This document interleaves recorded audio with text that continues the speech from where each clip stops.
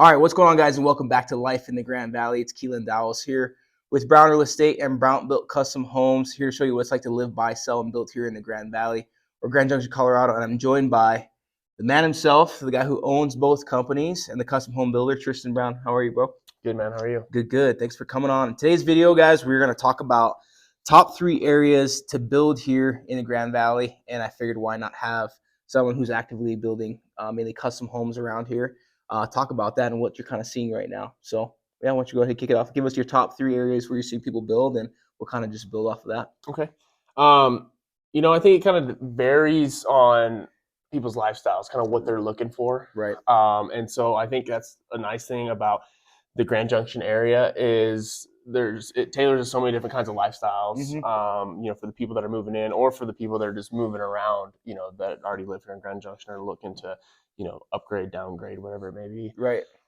And so I think there's many areas of Junction that kind of, tailor to those different needs. One of the most popular areas that, we've been building most of our stuff in is the North Grand Junction area. Right. You're getting a little bit more farmland out there, a little bit more open space, right. Bigger lots. Mm-hmm. People, seem just to be really looking for that right now. Mm-hmm. Another area where a lot of people are liking is kind of the Redlands, which is more tailored towards, seems like, retirees, Mm-hmm. or people just looking, there's a lot of, kind of upscale contemporary homes up there. Mm-hmm. And so, I would say between the North and the Redlands are probably the 2 most popular areas. And then I think secondary areas, I would say like Fruita and Palisade, both are very popular. I would say put Fruita, as far as the building, is going to, be more of a top spot just because, it's a little easier to get permits there, a little easier, and as far as the logistical parts of the build, there's more opportunity in Fruita, more available areas to build in Fruita.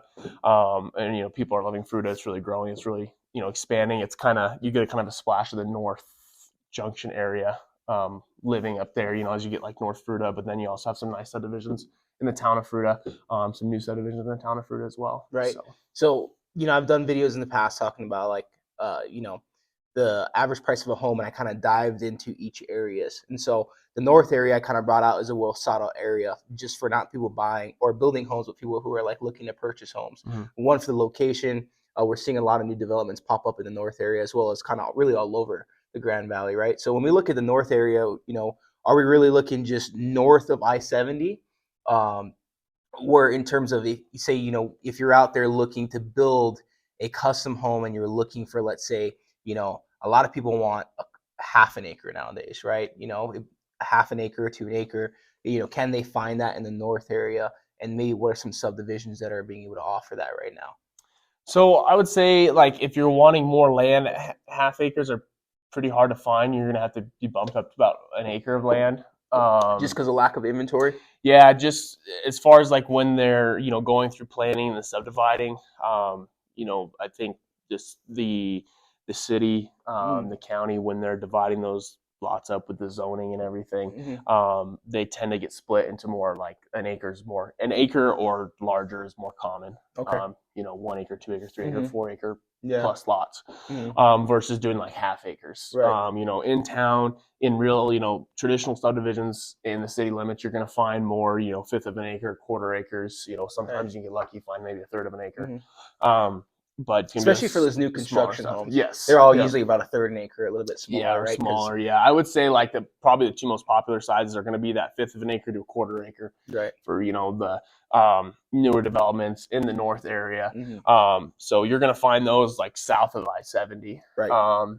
There's some over by Horizon Drive. There's some a little bit more closer to 25 Road as far as like north subdivisions that are, kind of actively being built in right now. Right. And you're going to find those smaller lots in there. And then when you get north of the I-70, there's a kind of honestly a lack of availability out there as far as acre lots go.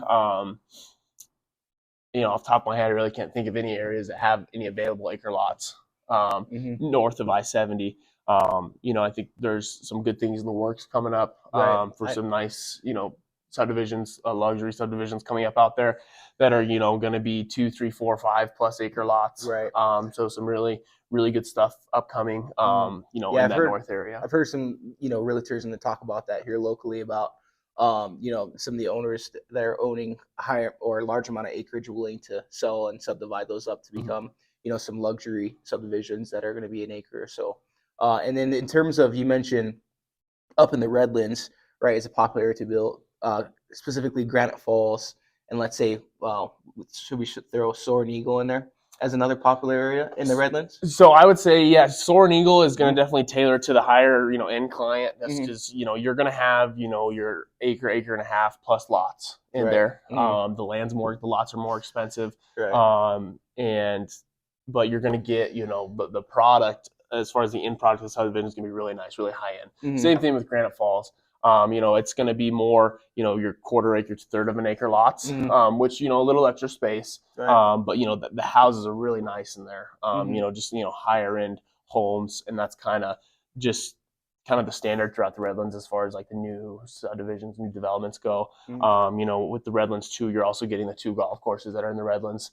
So especially like Redlands Mesa Golf Course, you know, they're building, you know, luxury homes in there. So you're just going to get, you know, a lot of luxury homes kind of spread throughout the entirety of the Redlands. And so I think, you know, a lot of people, you know, really like just kind of like how uniform it is when it comes to, you know, higher end nice homes.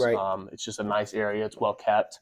You know, great views of the monument, especially like, you know, with not only with, you know, Granite Falls is great views of the monument, but also, you know, Redlands Mesa Golf Course, obviously you got the golf course views. And so, you know, I think people just really tailor towards those views out there with the monument just kind of as your backdrop.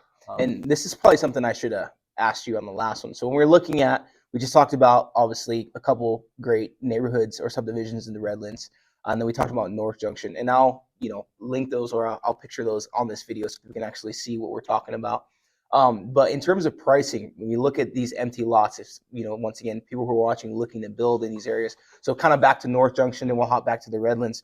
What are maybe some of the, you could just say, give or take, average prices you're seeing for, you know, if there is half an acre to an acre lots available in North Junction versus, you know, when we look at Granite Falls and Soaring Eagle, granted 2 different lot sizes that they're offering in there, but what are some of the average prices you're seeing in there for those lots? And maybe some other details like, you know, in North Junction, people might find that, you know, some of the lots aren't tapped versus in the Redlands, are they already tapped into sewer or septic, or kind of what does that look like? So most of like any of the developments that are in the city, like whether it's in North Junction or in Fruita, or I'm sorry, not Fruita, in the Redlands. So all of that, the taps, the infrastructure, it's all going to be ran to the lots. You still have to pay to tap in, like you have to pay for, you know, water, you know, to tap into your water. And so you have to pay to, you know, connect to those utilities, but they are all stubbed to the lots. And, you know, when it comes to building in the city, it can be different when you're building, you know, in a little out, when you're, maybe if you're on farmland. If you're in like a subdivision that's been developed, then it's going to have those taps. You won't have a sewer tap, because those subdivisions are predominantly in the county, and so obviously they're not going to run off of city sewer. So you have to, you know, do a septic system. But, you know, when it comes to pricing, you know, when you're in the city of Junction, and, you know, you're in the north area, we talked about, you know, briefly about, there's a new subdivision over there off of Horizon. There's another one just close to 26 and G, Ivory Ridge. And then there's another one just down the road off about 25 road, kind of close to 25 road, another subdivision down there. And those are going to be, you know, your quarter acre, fifth of an acre lots. You know, those are probably going to range anywhere from maybe 130 to 150 price wise, just for the land. Now, you know, that doesn't include the tap. You got to, you know, you got to pay on top. But what's the average cost of a tap for like, so like a Ute water tap costs $8,000. So it's a flat fee, depending on what you're building. I mean, you know, if you're building multiple units and you need, you know, say like you're building a house and then you're building like a casita or an ADU and it needs its own separate tap, then if you buy 2 taps at once, you get a discounted price on your second tap. But like if you're just building a house, it's $8,000. Ute water is $8,000. And they do an electrical tap on top of that, obviously. So, and then with electrical, it depends on who your service provider is, whether it's Excel or GBP. And so they're not near as expensive, you know, as you water tap. Okay. But you do, you basically you do have to pay, pay to run those utilities to the house. Right. So, and that kind of varies. Okay. But lot price wise, that's what you'd be looking at. Like in a subdivision in the north area, if you're getting in more towards like acre plus lots, you'll find those. We talked about north of I-70 in the north. Yeah. Those are gonna start. If you can find one, you're gonna be paying probably low to mid 200s for an acre, and then anything up, it's just gonna go up from there. As far as like as you get 2, 3, 4, 5 acre lots, course. it's just gonna go up. You're probably for a 3 to 5 acre lot, you're probably looking anywhere from 350 to maybe 450 for the lot. Sure. And then kind of same situation. Whatever taps need to be put in, Yeah, you're just going to pay additional on top of that. And then I know Granite Falls, we talked about that on Soaring Eagle. Granite Falls, I know, is a very popular area right against the monument, right next to, that would be the Tiarado Golf Course, right? Yep, just down the road, yeah. And so, those lot sizes are about similar, right? You said about a third of an acre. Yeah, so those are going to be a little bit bigger than what you're going to find in the North Junction. Get a little extra space. But you're going to be paying more for them, But you're going to be paying more for them, yep. And so that neighborhood is almost all built out. Very beautiful neighborhood. Yeah. And I think, there's maybe still a few available. But those are going to be, I want to say, I don't know, can't remember quite right off the top of my head, but I want to say off the top of my head, you'd probably be looking about 250 to like 290. For a lot in there at about quarter acre to a third of an acre, and then but you do you get some great views there, and you're in a really nice neighborhood as far as like when you build a house, the property values are going to be high. Right, and then Soaring Eagle, because those are going to be bigger lots. Yeah, Soaring Eagle, those are about, I want to say about 300, maybe. Yeah, I want to say maybe high 2s to mid 3s for those. And those lots. are for about an acre to I want to say it's an acre and a half around that. I think kind of varies as you go through the subdivision. But I want to say that's probably pretty average, acre and a half for those lots. Yeah, especially when we look at, so obviously Granite Falls, just it's a very attractive area, and so that's why we kind of seen it. I mean, how long has Granite Falls been around that subdivision for? It's been there for they've done 4 filings total, right? And so it's been going for a while. Okay, and so but they're getting to the point where it's about full. Obviously, North Junction, we've talked about how it's harder to kind of find a half acre lot. And is it just obviously because, at one point we had enough inventory and it was just in such high demand for the area, and now most of those lots have been bought up? Or is it just because we're still in the middle of, just like some of those other bigger luxury subdivisions coming up, we talked about, of, the city kind of starting to subdivide those areas up to open up more opportunity for, opportunities for land down the road? Yeah, so I think, I definitely think there's, from, what I'm hearing, there's definitely some more developments in the works starting to be coming up. As far as lot sizes goes, I don't really know. I think like the ones I know that are in the at least the city of GJ, they're going to be about the same sizing. And then the north ones, I think they're kind of gearing more towards bigger. 2, 3 acre lots, 5 acre lots. And so a little bit more space, a little bit more size. Which I think a lot of people like. Yeah, especially I feel like the majority of people looking to build a home out here right now, at least from my experience, obviously working with you and seeing what you've done, is they're always looking for, like I mentioned before, at least half an acre. They unless they have some farm animals or stuff like that, half an acre at minimum. But a lot of them are just, people want more space, right? Versus kind of being in town. And for people who lived in Grand Junction, you grew up in Delta, like town is to us considered busy, and it kind of, not I wouldn't say crowded, but more crowded than some people would like it to be. Versus some people who are moving from Denver, or Texas, or LA, it's not nearly as bad as those areas. But you'll find even your out of town clients, right? So you're building some customs from out of town clients, and they're all kind of out in North Junction or Fruita right now.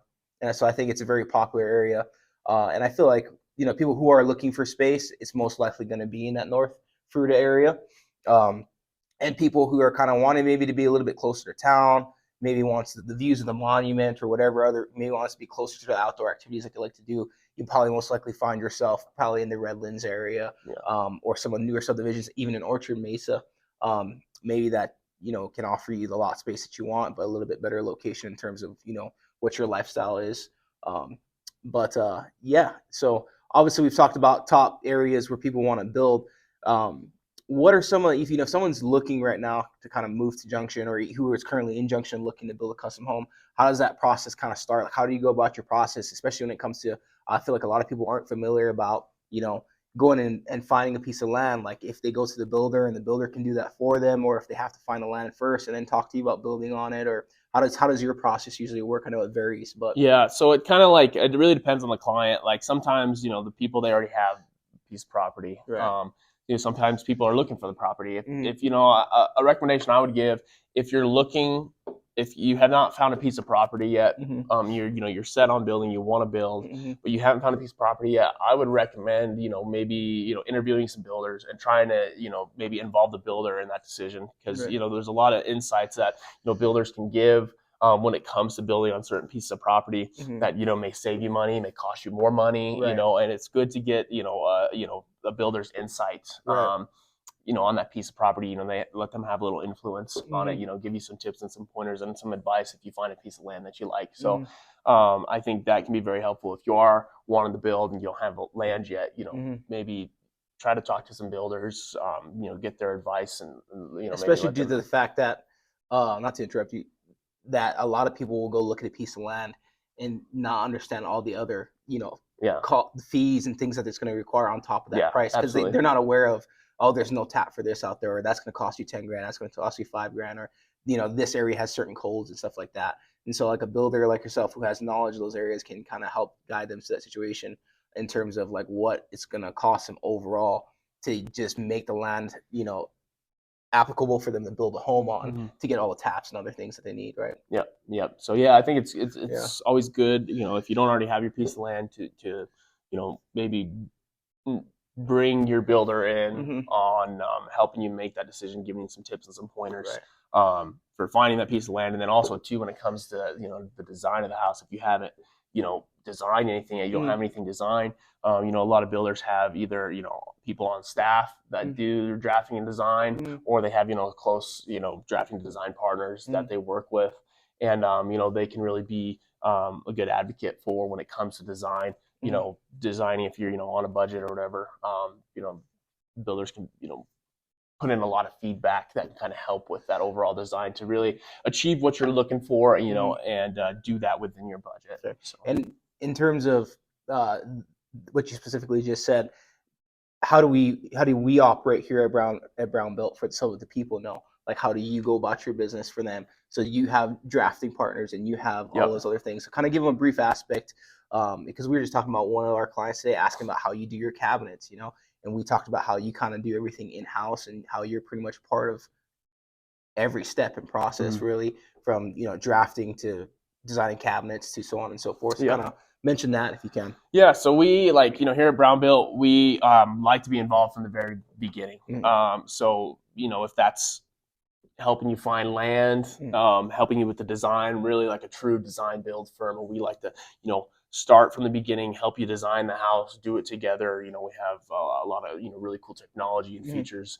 with our, design and drafting partner that mm, we can kind of provide to the client, with 3D renderings and digital walkthroughs that we can do during the design of the house that can really help with, seeing the project overall in a different aspect, a different point of view mm. than just looking at it on a piece of paper. Because I know it can be hard to visualize the house when you're looking Right. at it on a piece of paper. Just look So at the blueprint. yeah, Yeah. so from the beginning, we like to work with our clients through the design. We like to be able to give our input and help out as best we can.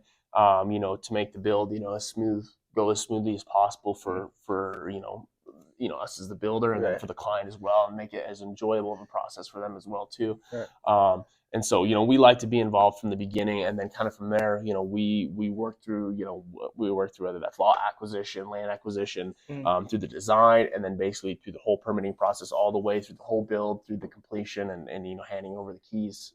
yeah. We take care of every step. We work hand in hand with the client. Mm, We love interacting and just working through it all with everyone. right. So we love what we do. We love to share that with people. Yep. Yep. And also on the real estate side of things, uh, you have clients, excuse me, who want to build houses who maybe have a house to sell.